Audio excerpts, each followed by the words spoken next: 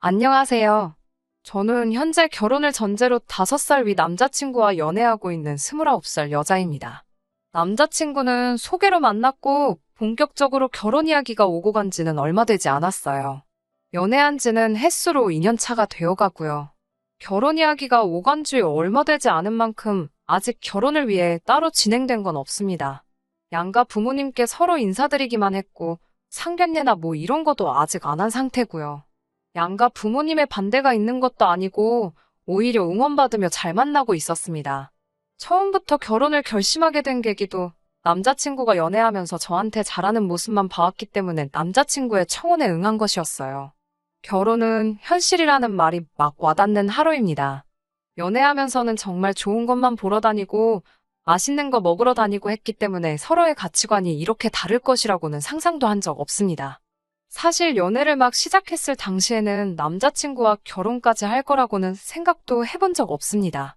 제 나이가 어리기도 했고 남자친구도 연이은 취직 실패에 공무원 준비를 하다가 여러 번 낙방을 한 뒤 평범한 중소기업에 취직해서 다니고 있었거든요. 주변 지인들에게서는 남자친구가 저와 나이 차이가 많이 나는 것에 비해 하는 일이 별 볼 일 없다, 집안 차이가 조금 나지 않느냐, 이런 말들로 제가 훨씬 아깝다는 듯한 이야기들을 몇 번 들은 적이 있어요. 하지만 단지 지금 버는 돈이 적다고 해서 2년이 가까운 시간을 함께한 사람을 휴지 조각 버리듯이 버리고 싶은 마음도 없고, 결혼을 하고 나서라도 연애할 때처럼 저를 항상 웃고 즐겁게 해주기만 한다면 돈만 있고 사랑이 없는 결혼보다 훨씬 더 가치 있는 일이라고 생각했습니다. 하지만 가치관이 차이 난다는 것만으로도 이렇게 하루아침에 사람이 달라 보일 수 있는 일인가 싶어요. 저희 집이 떵떵거리면서 살 정도로 엄청난 부자 집안은 아니지만 맞벌이 하시는 부모님 아래서 부족함 없이 자라왔습니다.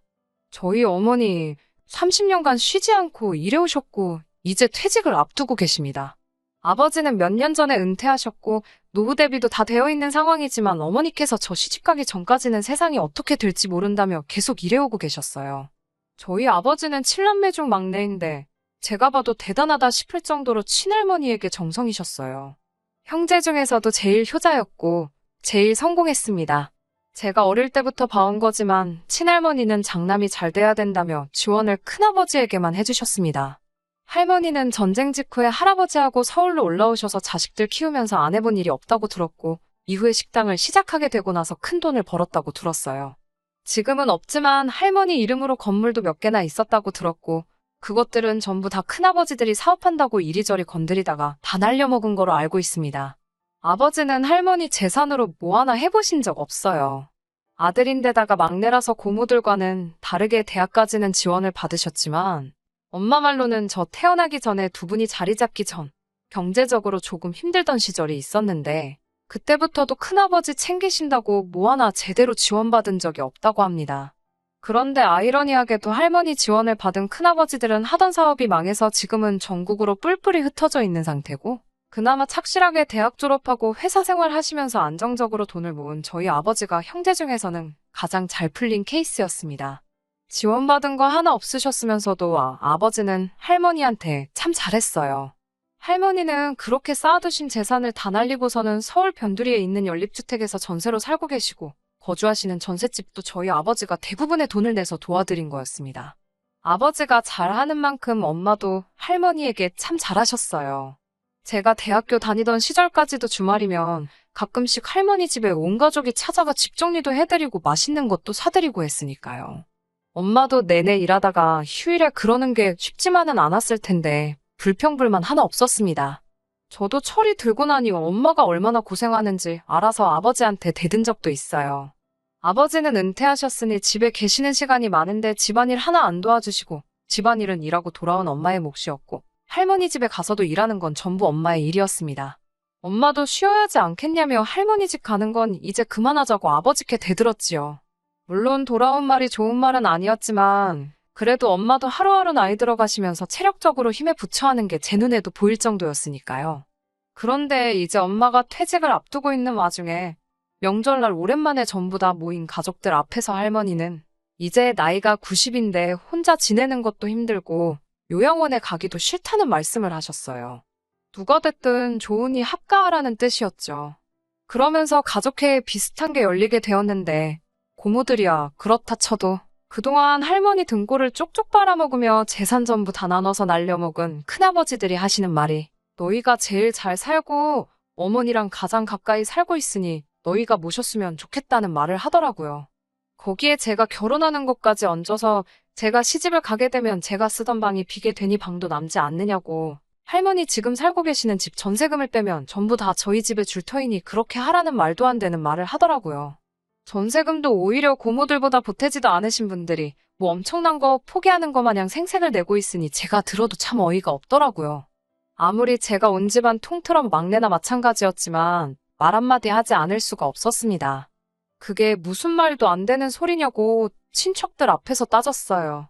아버지가 어른들 앞에서 그게 무슨 버르장머리냐고 저를 멈추더라고요. 엄마는 아무 말도 못하고 계셨고요. 큰어머니들도 어이가 없었습니다. 곧 회사 그만둔다고 들었다고 그러면 이제 집에 있는 시간이 많아지니 시어머니 모시기도 딱 좋겠다고요. 한 분 빼고 여태껏 전업주부로 살아오신 분들이 여태까지 일한 저희 엄마한테 떠넘기는 꼬라지도 어이가 없더라고요.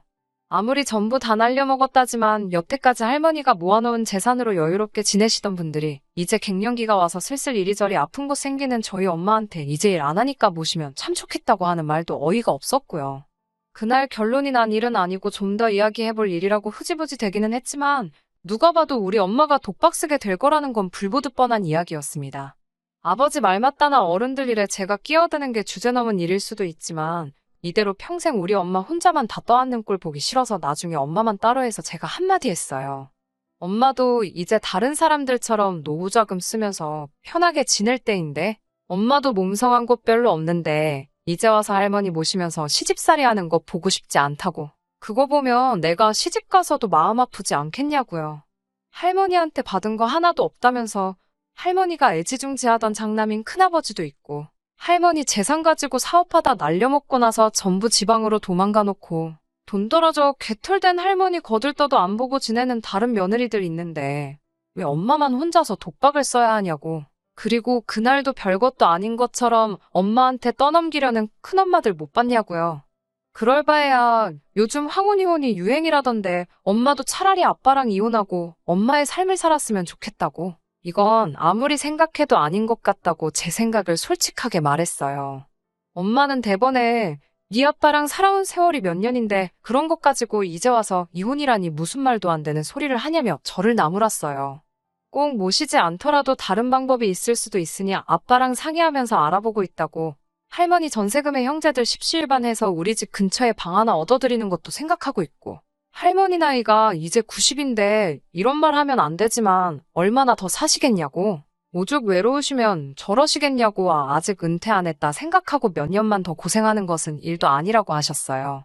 사람 좋은 게 나쁜 건 아니지만 참 답답하다는 생각이 들었어요. 집안일이라서 사실 동네방네 떠들고 다닐 만한 일은 아니지만 저도 워낙에 답답한 나머지 남자친구와 데이트를 하다가 고민이라는 식으로 이 사실을 털어놓게 되었습니다. 그런데 오히려 남자친구는 제가 이 일 가지고 엄마한테 이혼도 생각해보라 한 사실에 엄청 충격을 받은 모습이었습니다. 오히려 제가 그런 식으로 생각하는 게 말도 안 된다는 듯한 말투로 이것저것 물어보더라고요. 처음에는 이혼이라는 말을 어떻게 그렇게 쉽게 꺼내냐고 믿음이 안 간다면서 반대로 입장 바꿔서 생각해보라고 너는 너네 부모님들이 그러신다고 해도 똑같이 모실 생각이 없는 거냐고 물어보더라고요. 저희 부모님 맞벌이 하시면서 노후 준비도 완벽하게 되어 있으시고 저한테 손 벌리실 일 절대 없다고 대답하니 사람 일이 어떻게 될지 모르는 거 아니냐고 하더군요. 그러면 반대로 엄마가 모시는 게 시어머니가 아니라 외할머니였으면 아빠한테 엄마랑 이혼하라고 할 거냐고 또 묻더라고요. 저희 외할머니는 5년 전에 돌아가셨고 할머니 요양원 가기 싫어서 자식들한테 신세 지려는 것과는 다르게 요양원에 들어가셨고요.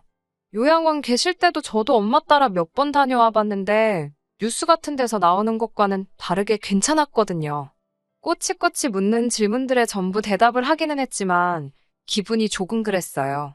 제가 고민이라고 남자친구한테 털어놓은 요지는 이렇게 우리 엄마가 힘들었고 친척들이라고 있는 게 다들 남일인 것 마냥 우리 엄마한테 떠넘기기 바쁜 모습이 너무 실망스럽고 한편으로는 너무하다는 말을 하고 싶었던 거였거든요. 그런데 남자친구는 집요하게 왜 우리 엄마가 할머니 모시는 걸 가지고 제가 나서서 이혼을 하라 마라 하느냐. 그게 너가 기분 나쁠 일이 뭐가 있냐 말하더라고요. 나중에 가서는 그래서 앞으로 너네 부모님은 어떻게 하실 계획이냐는 것까지 묻길래 아직 모시기로 확정된 것도 아니고 집 근처로 방을 하나 얻어드릴 계획도 있으신 것 같다는 계획도 말해줬어요. 그랬더니 남자친구가 그건 조금 아니지 않냐고 반대를 하더라고요. 누가 보면 우리 엄마가 이혼하는 거를 남자친구한테 허락을 받아야 하는 것처럼 보일 정도라는 생각이 들었어요. 남자친구는 자식된 도리로 부모님을 모시는 게 당연한 거 아니냐고 말을 하길래 그때부턴 저도 남자친구 반응에 기분이 되려 안 좋아져서 자식된 도리로 부모님 모시는 게 맞으니 아빠 혼자 모시면 되는 거 아니냐. 엄마가 할머니 자식도 아니고 며느리일 뿐이고 할머니 모시게 되면 집안일이고 할머니 수발 드는 것까지 다 엄마 몫이지 아버지가 하는 게 아니지 않느냐고 쏘아붙였어요.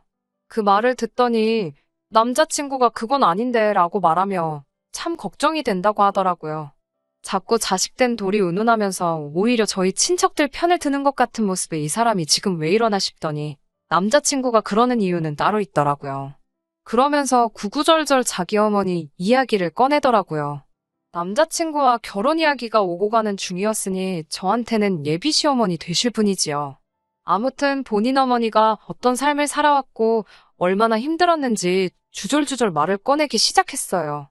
본인 어머니, 아버지가 IMF 때 구조조정을 당하면서 이후에 하는 일마다 다 실패하는 동안에도 자식들 굶기지 않겠다고 온갖 굳은 일 마다하지 않고 살아오셨다. 이제 나도 결혼을 하고 안정적인 상태가 되게 되었으니 이제는 효도를 하고 싶은데 너가 말하는 걸 보면 너는 부모님께 효도할 생각이 없는 사람처럼 보인다. 그게 참 걱정이다. 이런 식으로 말을 하더라고요. 자식이 다 컸으니 부모님께 효도하는 건 당연한 거고 저도 효도를 안 하겠다고 말하는 건 아니지만 남자친구가 말하는 안정적인 상태라는 말이 조금은 거슬리더라고요. 결혼하자마자 안정적인 상황이 되는 게 아니잖아요. 결혼할 때 양가지원 받기로 했지만 예비시댁 형편상 많은 걸 도와줄 상황은 아니었습니다. 다행스럽게도 남자친구 회사에서 복지제도로 사내복지기금을 통해서 은행보다 저렴한 이율로 주택구입자금을 융자해주는 시스템이 있어서 대출을 많이 끼고 신혼집을 구하게 되었거든요. 그러니 효도는 당연히 그 대출금을 다 갚고 난 뒤라고 생각하고 있었습니다. 그런데 남자친구가 말하는 효도는 결혼하자마자부터 자기 부모님께 생활비를 드리고 싶다는 말이었고요. 저는 그거는 아닌 것 같다고 솔직하게 이야기했어요. 아무리 이자가 싸다고 하더라도 모아놓은 돈이 적어서 대출금이 워낙에 크기 때문에 한 달에 이자로 나가는 돈만 해도 무시 못할 테고 남자친구 말 맞다나 사람 일 앞으로 어떻게 될지 모르지 않냐. 효도를 하려면 대출금을 다 갚고 나서 하는 게 맞지 않겠느냐고 따졌지요. 남자친구는 당장 자기 어머니는 일하기에도 몸이 너무 망가진 상태라 이제 조금 편하게 지냈으면 하니 이해해 달라고 하더라고요. 일할 만한 체력이 안 되는 건 우리 엄마도 마찬가지 아니지 않냐. 거기에 할머니까지 모시게 된 상황이라고. 그런데 대출금 갚으면서 우리가 버는 돈 가지고 양가에 어떻게 생활비를 드리겠다는 거냐고 물었더니 남자친구는 너희 부모님은 노후 준비가 다 되어 있다고 하지 않았냐. 거기에 할머니 모시게 되면 전세금 뺀 돈까지 생기는 건데 당장은 안 드려도 아무 문제될 게 없는 거 아니냐고 하더라고요. 경우가 다르니 이 부분은 제가 이해해줘야 한다고 하면서요. 대출금 다 갚고 나면 그때 가서 드리자고요. 우리 엄마가 할머니를 모시게 되었다는 이야기를 하고 있었는데 어쩌다 이런 이야기까지 오게 된 건지 모르겠지만 남자친구의 태도는 강경했어요. 더 이야기해봐야 결론도 나지 않을 것 같고 싸우기만 할 것 같으니 그만 이야기하자고 했는데 남자친구는 끝까지 말을 보태더라고요. 제가 엄마한테 이혼하라고 하는 행동은 너희 어머니가 불효를 하게 만드는 거나 마찬가지라고 하면서 엄마가 제 말을 듣고 이혼을 결정하게 되신다면 부모를 내친 불효자 집안의 여식을 며느리로 드리는 자기 어머니의 기분이 어떻겠냐면서요. 나중에 진짜 우리 도움이 필요할 때 며느리 눈치 본다고 아무 말도 못하지 않겠냐고 그것만 생각하면 참 어머니가 불쌍하다고요. 그 말에 저는 기분이 너무 상해서 당분간 연락하지 말자고 하고 그냥 집으로 돌아왔습니다. 제가 이기적인 걸 수도 있어요. 제가 우리 엄마 챙기듯 남자친구도 자기 부모님 챙긴 건데 그걸 가지고 나빴다느니 내가 옳고 당신이 틀린다는 거 말하기 어려운 것도 사실입니다. 하지만 둘이 결혼을 생각하고 있던 사이인 만큼 서로 생각이 다른 부분에서 조율해가는 게 맞다고 생각해요. 아니, 아무리 의견이 좁혀지지 않는다고 해도 그걸 자기의 기준으로 판단해서 옳고 그름을 따져서는 안 된다고 생각합니다. 더군다나 장모님들 우리 엄마가 불효자라고 말한 건 용서가 되지를 않네요. 솔직히 이제는 확실하게 엄마가 할머니 안 모셨으면 좋겠고 남자친구와 결혼도 다시 생각해보고 싶은 심정입니다. 남자친구도 어디 한번 해보자는 건지 벌써 일주일째 아무런 연락이 없고요. 참 답답한 마음에 이렇게 사연 보내봤습니다. 후기입니다. 벌써 한 달 만인가요? 남자친구와는 결국 헤어졌습니다. 할머니는 저희 부모님이 모시기로 결정되었고요. 결론부터 말씀드리는 것 같지만 다른 이야기가 더 있어서 이렇게 후기 남기게 되었습니다. 남자친구한테 연락이 온 건 제가 사연 보내고 얼마 지나지 않아서였어요. 너 나랑 결혼 안 할 거야? 라고 당당하게 연락을 해왔더라고요. 혹시나 마음이 바뀌어서 연락한 건가 싶어 남자친구 찾아간 제가 바보 같았습니다. 처음에는 사과를 하더라고요. 결혼 준비하면서 서로 조율해 나가야 할 부분을 자기가 일방적으로 말한 것 같았다고 미안하다고요. 거기서 끝날 줄 알았는데 아주 상상도 못한 폭탄을 던지더라고요. 예비 시어머니한테는 제가 이런 생각을 가지고 있다는 건 아직 말은 안 했답니다. 결혼 전인데 벌써부터 저를 싫어하게 만들 수는 없다면서요. 그러면서 제 생각을 알고 싶어서 물어보는 거라고 말을 꺼내더니 자기는 사실 나중에 자기 부모님을 모시고 살 생각이 있어서 그런데 제가 그런 생각을 가지고 있다는 거에 놀라서 그날 그랬던 거라고 설명하더라고요. 저는 남자친구의 폭탄 발언에 놀라서 말도 잇지 못하고 있는 상황이었는데 용돈을 드리는 건 제 말대로 대출금을 다 갚은 이후로 미루자고 하면서 지금이라도 생각 고쳐먹고 어머니가 할머니 모시는 거는 당연한 일이고 윗물이 맑아야 아랫물이 맑은 법 아니겠냐고 저도 어머니를 보고 효심을 배우는 게 어떻겠냐고 하더라고요. 제가 미쳤냐고 차라리 생활비를 드리면 드렸지 모시고 살 생각은 없다고 딱 잘라 거절했더니 남자친구가 싱글벙글 웃더라고요. 그러면 생활비 드리기로 결정한 거다. 라고 말하면서 대화를 끝내려고 하더라고요. 남자친구의 유도신문이었고 저는 바보같이 거기에 넘어가고 말았던 거죠. 그래서 저도 알겠다고 참 효자 났다고 오빠네 부모님들은 밥을 안 먹어도 배가 부르시겠다고 생활비는 오빠가 앞으로 실컷 드리라고 말하고 그렇게 효자면 그냥 앞으로도 쭉 결혼하지 말고 부모님 모시면서 행복하라고 말하고 집으로 돌아왔습니다. 남자친구는 제 반응에 정신이 나간 건지 집에 가는 길부터 해서 미안하다고 하다가 갑자기 제 욕을 했다가 다시 미안하다고 했다가 아주 난리도 생난리가 아니었어요. 저한테 잘해주는 모습만 보고 결혼을 정한 대가가 이렇게 큰 건가 하는 생각도 들었습니다. 정말 인연이란 세월 만나오는 동안 이렇게 고집이 세고 자기만 아는 사람이라는 건 상상도 한 적이 없었거든요. 미리 알았더라면 결혼 이야기 오고 갈 필요 없이 진작에 헤어졌을 텐데 말이에요. 아무튼 애타게 잘못했다고 부모님 모시고 살 생각도 없고 생활비도 줄 생각 없다며 저한테 사과하는 남자친구와는 그렇게 안전이별했습니다. 결혼하고 나면 또 어떻게 바뀔지 모르니 기회조차 줘서는 안 된다는 생각이 들었거든요. 아무튼 제 이야기는 이렇게 끝이 났고 우리 엄마와 할머니 이야기가 남았네요. 사실 우리 엄마도 할머니 모시고 살겠다는 결정을 내리기까지 많은 고민이 있으셨을 거예요. 아버지도 엄마의 결정을 듣고 미안한 마음이 더 컸을 거라 생각됩니다.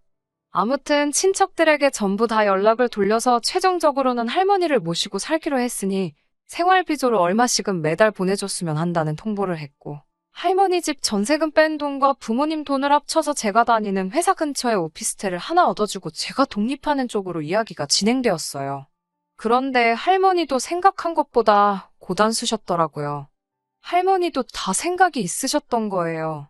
평생 일궈놓은 재산 날려먹은 자식들과 지원 한번 받지 않고도 끝까지 할머니 챙겨왔던 우리 부모님에 대한 건 이미 계산에 있으셨나 봐요.